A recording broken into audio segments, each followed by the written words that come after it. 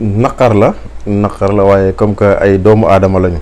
te it yàlla bu ñuy indi duñu tàggu bu ñuy yóbbu également duñu tàggu donc bu ñu sukkandikoo ci mbir moomu rek naqar gi mën na bañ a metti ndax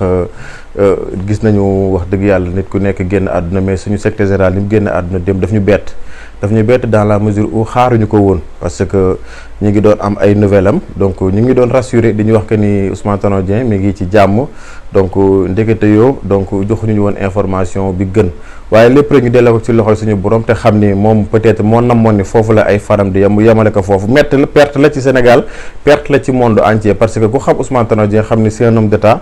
nit la koo xamante ni bii témoignage rek wax nañ ko ñi ko bëgg ak ñi ko bañ ñi ko sopp ak ñëpp nangu nañ que ni Ousmane Tanor Dieng c'était un homme d'état koo xamante ni bii mosuñu ko dégg mu wax lu ñaaw mosuñu ko dégg mu def lu ñaaw mosuñu ko gis mu wax lu ñaaw te loolu rek dafa nekk loo xam dafa jafe ci jamono ji tey kenn ku ne ci ñun nekk ci parti socialiste war ngaa mën a am fierté jàkkaaroog sénégalais yi xam nga wan leen sa cofeel ci Ousmane Tanor Dieng ndax wax dëgg yàlla nekk na ba ni mu fi jugee donc mosoo dégg ci Ousmane Tanor Dieng lu ñaaw loolu rek fierté la donc encore une fois ñu ngi koy jaale waa Sénégal et que metti na nag mais nag lu metti moom jaam bi lay dal. yow tu es jeune nga ñëw ci parti bi mais avant ñu dugg ci côté boobu noonu par rapport ak l'homme bi mois d'avril je pense ou de mars la jógee Sénégal dem France pour fabriquer. pour ça veut dire que ni li ko yóbbu tëral na ko lu yàgg. waaw tëral na ko lu yàgg parce que ku xam Ousmane Tanor Dieng xam ni mosul bëgg di génn Sénégal mosul bëgg di sori Sénégal parce que dafa amoon benn cofeel ci Sénégal ñun bi ñu gisee ni que ni mu génn Sénégal ay 3 mois 4 mois ñëwul rek ñu ngi commencé di am njàqare parce que ku xam Ousmane Tanor di ko fréquenté xam nit la koo xamante ne bii ni génnam ci réew mi bëriwul woon donc feebar bi tëral na ko effectivement tëral na ko lu toll ci ñett jàpp ñeenti weer parce que toujours après élection yi rek bi président def prestation de serment la commencé doon sentir que ni yaram bi mi ngi commencé sutante mu décidé woon ci propre décision am ne day dem Europe noppaluwaale foofu fajuwaale far yàlla def li nga xamante ni bi moom la def niki démb.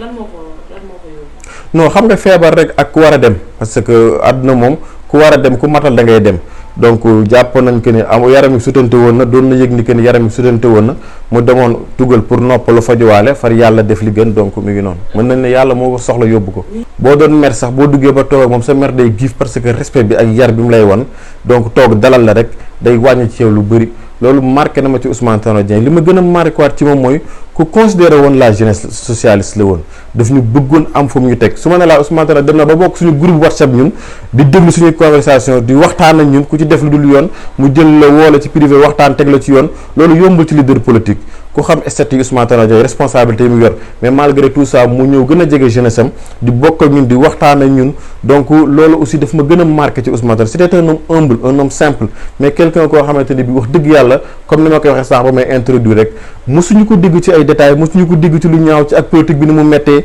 yéen ñëpp xam ngeen ni parti socialiste 2000 bi mu daanoo c'était dur mais mu nekk fi nekk ci opposition bi toog ci parti bi nekk un opposant républicain amoon na doole ji macha allah parce que opposition ku ne xam boo fa nekkee mën nga def lu ñaaw mën nga wax lu ñaaw parce que c'était permis mais mosu ko def day wax Ablaye Wade nekkal di gouvernement ma nekk un opposant républicain et effectivement def na ko te Ablaye Wade démb dégg ngeen communiqué bi mu génnee gën naa fësal gën naa dëgg loolu rek fiertal loolu bokk na ci li ma marqué ci Ousmane Tanor Dieng mosul bëgg ñuy wax lu ñaaw musul bëgg ñuy def lu ñaaw buñ doon génn sax di xeex Ablaye daawuñu ko tàggu parce que bu ñëwee tàggu ko mu découragé ñu donc vraiment c'était un homme humble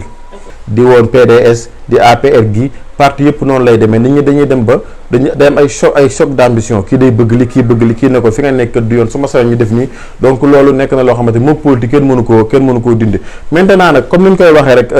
ñun ay socialistes lañu ci la ñu juddoo yaroo ci màgg ci bu ñu sañoon di gis suñu parti muy gën a dem ci kanam muy gën a avancer mais nag bu fekkee ni dem ngeen ba xamante ni peut-être yéen a ñeen ko séqal am na ñoo wax bokku leen gis-gis bokku leen yëg-yëg à chacun est libre def lu ko neex wala mu dem fu ko neex mi ngi daal li ñu amal soxla yitteel ñu jamono ji moom mooy suñu ki nga xamante ni bi moo ñu formé yar ñu jàngal ñu politique génn àddunaam jamono ji dañoo nekk di ko jooy donc mënu gunoo dugg ci ay parti bi deem wala la parce que bu ñu sañoon bu fekkoon ne bakkan Ousmane Tanor Dieng dana fi des parti bi tas parce que bakkanam mu ñu mën ko gënal donc nag mais comme que yàlla ñu la dogale dañ ci sant yàlla rek. am nga benn anecdote boo mën a raconter ci Ousmane Tanor Dieng. waaw yàggul bi ñuy mujj gisante bien avant loolu sax gisante nañ temps yi parce que suñu mouvement jeunesse bi dafa amoon ay problème suñu biir donc ñu décidé woon dem fa waxtaan ak moom y avait man ak Agi bu Djigo bu jiitee jeunesse socialiste nekk région bu Vélingara yaa Malick Ndaw yu jiitee jeunes yu nekk région bu Kaffrine Amadou Sow bu jiitee jeunesse yu nekk ci département bu Dakar ak man ñu dem fa toog di waxtaan ak moom di ko expliquer problème parti bi mais li mu c'était un vendredi bi ñuy ñëw sax yëgaluñ ko dañoo jékki rek débarquer comme ça bi mu dikkee mais pare woon na pour jàpp pour dem jumaa mais dafa toog dalal ñu déglu ñu bi ñu waxee ba pare mun nañu dama bëgg ngeen xam ne parti bi yéen a ko moom seen parti la ñu dañ fi jóge ëllëg su ma sa yoon ngeen bokk ndey bokk bàyyi parce que ñun dañ ñoo legee parti bi ñu yor ko ba fi te ëllëg dañ leen koy jox bu ngeen nekkee di juyoo di xiiroo di ŋaayoo ëllëg parti bu yàqoo seen yéen la yàqu parce que ñun réussir nañ suñu li ñu bëggoon ci parti ba pare loolu aussi mu dalal ñu wax dëgg yàlla ba ku doon dugg këram di mer ba ngay génn sa xel sedd na parce que ni mu la dalale la kenn ku ne mu tontu la tontu boo xamante ni ba tey jii may wax yow bokk na ci li tax ñun ñu gën a régler gën a correct bi ci desaat bi muy mujj gisante moom ci campagne bi la ci bi Macky Sall di ñëw Louga donc fekk ma ñëw di xuloo ak Aminata Mbengue parce que bi Macky Sall di ñëw Louga dafa amoon yeneen yoo xamante ni c'était des trucs yoo xam c'était un peu politique gars yi di ko préparer arrivé Macky Sall bi ma ñëw dugg ci néegu madame la ministre ne ko madame la ministre yow yaa ngi nii Macky Sall ngi ñëw affaire lii fekk te noor yàlla bi ma tii xam ne mi ngi julli ba yore julli kaayam jug taxaw bu ñu waxee li mu ci njëkk a teg mooy Aminata li Samba wax ko dëgg la li Samba wax dëgg la parce que voilà ñun ñu ngi soog a jóge Mbàkke mais effectivement wax ma xam ne kii mi ngi doon déglu jeunesse bi mi ngi doon soutenir bien vrai que ne toog na déglu ma mais aussi mu jox ma dëgg encouragé ma loolu aussi gën na ma marqué ci Ousmane Tanor Dieng et d'ailleurs jour boobu la yàlla def moom laa mujjee gisanteeg moom. démb ci suba bi ñu déggee affaire bi comme tout Sénégalais et comme tout Africain c'était vraiment un sentiment de tristesse de désolation mais rawatina ñun. ndaw parti socialiste ñun militants au parti socialiste et les gens qui ont eu à côtoyer le secrétaire général le président Ousmane Tanor Dieng vraiment nouvelle bu diis la woon ay mbir la yoo xamante ne boo ko déggee tak juste sa instinct croyant mooy tax nga gëm ko mais sinon c'est une chose où si première annonce bi c'est trop difficile à avaler. xaaroon nga ñu annoncé la loolu. Non même pas mbir boo xamante ni la lu ma bett la parce que avec le secrétaire général tey su ma nee par rapport ak sama dund dee bi bokk na ci dee yi ma gën a bett parce que on s'y attendait pas voilà peut-être dégg nañ ni feebaroon na dem na France vraiment ñu ngi doon xaar mu ñëw par rapport aux perspectives qu'on avait avec lui pour le parti socialiste mais vraiment nouvelle bu ñu bett la franchement. Comment t'as remercié le décès? yeewu ak yaram bu diis génnuma woon j'ai reçu un message d'un ami bon bi ma jotee message bi dama ko lire waxuma dara quelque temps ma. C'était quoi le contenu lan moo nekkoon. tu es au courant de quoi ma ne ko de quoi mu ne ma du décès ma ne de qui mu ne ma de votre secrétaire général ma ne ko boobu sax après tontuwuma ko. Parce que xamoon naa ni dafa feebar donc am na ay nouvelles tamit nit du ko foowee à ce point après si laa toogaat dugaat ci réseaux sociaux yi gis 1-2 publications après j'ai commencé à appeler des amis le secrétaire général Malick Ndaw Samba Diawane et la présidente Yaya Diallo mais bon si lañ commencé xam ni vraiment nouvelle bi dëgg la malheureusement pour nous. ok ñu ñëw ci homme politique bi Ousmane Tanor Dieng ñëpp nee nañ à l'unanimité c'est un homme d'État yow côtoyé nga ko pendant des années parce que ci mouvement socialiste bi nga bokk qu'est-ce que tu peux retenir wala loo ñu mën a raconter ci homme politique bi. ok malgré ma jeune carrière politique j'ai eu à côtoyer l'homme pendant 15 ans parce que sama engagement militant mu ngi commencé en 2004 au parti socialiste maa ngi ko doon wax démb sunu rajo dëkk Vélingara de dugg nañ PS grâce au camarade Seyfoulaye Baldé discours am yi ci ay université d'été ci ay comité central ci ay congrès dañ ko doon lire di ko décortiquer et li ma gën a frappé ci secrétaire général Ousmane Tanor Dieng je parle au contrôle des camarades yi ma nekkaloon ci mes bi ak ñi ma nekkal tey ci mouvement national jeunesse socialiste quelle que soit sa responsabilité ci parti bi ak sa ñàkk xam politique sa ñàkk expérience politique boo ñëwee da lay déglu di wax ak yow comme s'il apprenait de toi alors qu'en réalité mënuñu ko jàngal dara ci politique mais yow tamit mu lay jox ay orientation mu lay jox ay parce que ñun on avait l'habitude di naan lépp lu secrétaire général wax pour ñun c'était une feuille de route qu'on devait appliquer parce que tey amoon responsable politique bu mel ni secrétaire général Ousmane Tanor Dieng ndam la woon parce que loo bañ nit ki mënoo dégg ci moom lu ñaaw mënoo gis ci moom lu ñaaw moo tax démb c'est vrai que dëj la yàllaa ko dogal mënuñu ci dara mais rien qu'à travers les témoignages ñi nit ñi wax donc c'est quelque chose qui peut nous rassurer.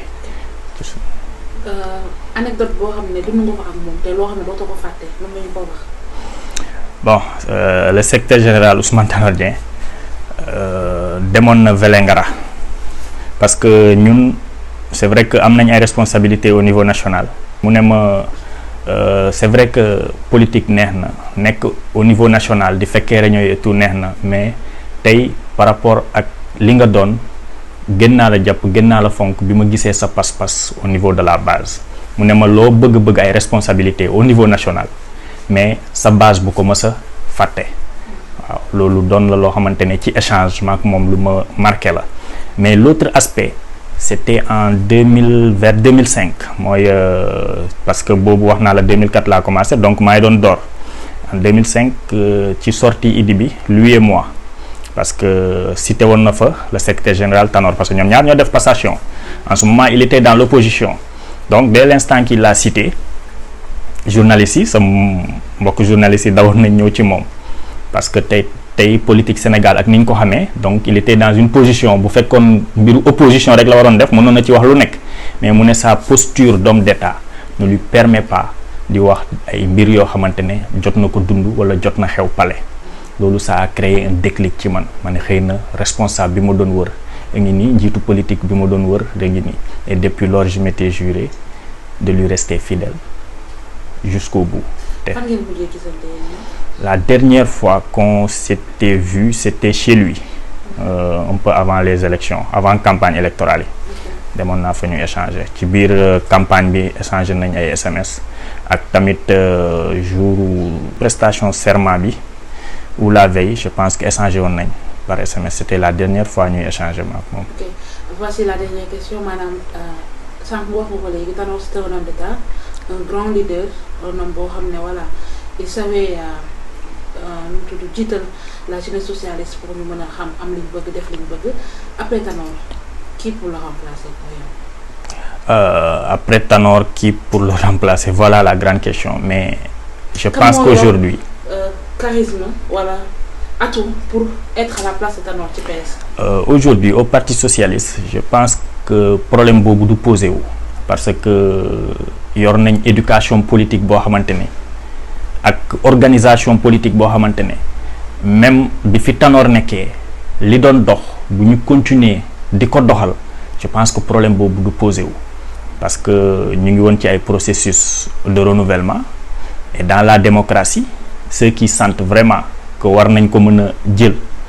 dinañu positionner wu et je pense qu'aujourd'hui c'est un appel aussi que je lance. Pourquoi pas le numéro 2 parce que li xam nañ Aminata Mbengue Ndiaye. Bon le numéro 2 Aminata Mbengue Ndiaye la waaw donc par rapport ak texte je pense institution bu nekk numéro 2 bu fi numéro 1 nekkul intérim ngay assumer donc dina jouer ce rôle jusqu'au prochain renouvellement parce que même Tanor bi fi nekkoon prochain renouvellement bu newoon bëggul xëy na di nga doon gis ñeneen ñuy am ambition parce que ñu ngi woon ci ay processus de renouvellement et dans la démocratie ceux qui sentent vraiment que war nañ ko mën a jël dinañu positionner wu et je pense qu'aujourd'hui c'est un appel aussi que je lance. Pourquoi pas le numéro 2 parce que li xam nañ Aminata Mbengue Ndiaye. Bon le numéro 2 Aminata Mbengue Ndiaye la waaw donc par rapport ak texte je pense institution bu nekk numéro 2 bu fi numéro 1 nekkul intérim ngay assumer donc dina jouer ce rôle jusqu'au prochain renouvellement parce que même Tanor bi fi nekkoon prochain renouvellement bu newoon bëggul xëy na di nga doon gis ñeneen ñuy am ambition léegi nag dans le parti socialiste on a des secrétaires généraux d'union régionale ñi nga xamante ne ay maire lañ seen dëkk on a des présidentes de femmes yu taxaw on a une autre classe de jeunes ci cadre yi ñoo xamante ne taxaw nañ léegi ci loolu yëpp xam naa ni bu ñu xalaatee le secrétaire général Ousmane Tanor Dieng rek loolu du doon un problème par rapport à l'avenir du parti. Avec la disparition de Tanor, on peut s'attendre à ce que la famille socialiste se retrouve. Bon déjà c'était le souhait de Tanor parce que si dernier bureau politique yi ñu kii woon il avait lancé cet appel et je commence à entendre certaines personnes di ko wax et la toujours perception bi ma mës a am ci politique mooy dans la division on peut rien gagner donc tey bu ñu xoolee par rapport ak Tanor bi fi jóge tey lépp lu mu jotoon uuf ñu retrouver wu pour un idéal et pour un parti socialiste fort je pense que ñun vraiment loolu mooy doon li ñu gënal.